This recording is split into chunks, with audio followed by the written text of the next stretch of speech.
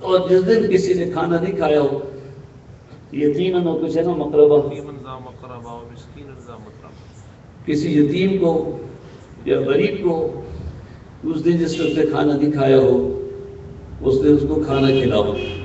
یہ نہیں جب میڈیا آ گیا اور پبلسٹی ہو گئی تو گھر میں سب پہنچ گئے. اللہ کا شکر ہے میں نے 30 سال پہلے بھی 25 سال پہلے بھی اپنی محفلوں میں گھر والوں کا ذکر کیا ہے.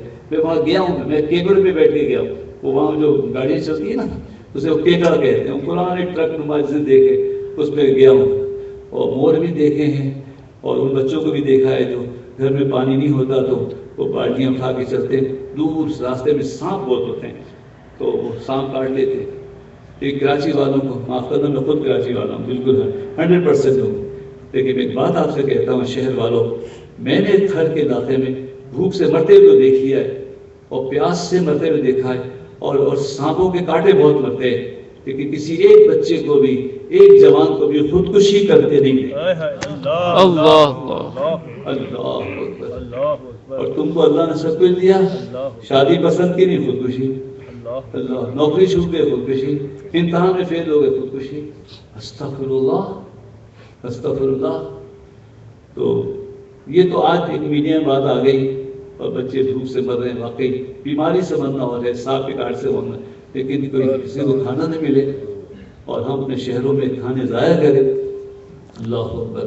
اور کروڑوں روپے جو سیاسی تقریر نہ ہو جائے، ورنہ ہر علاقے کے جو رہنماؤں کو نمائندوں کو کروڑوں روپے ان کے علاقے کی ترقی کے لیے ملتے ہیں. میں کئی دفعہ میں نے کہا جب سیلاب آیا اب کیا تصویر دکھا رہے ہو؟ سیلاب کے بغیر وہ لوگ خوشحال ہیں؟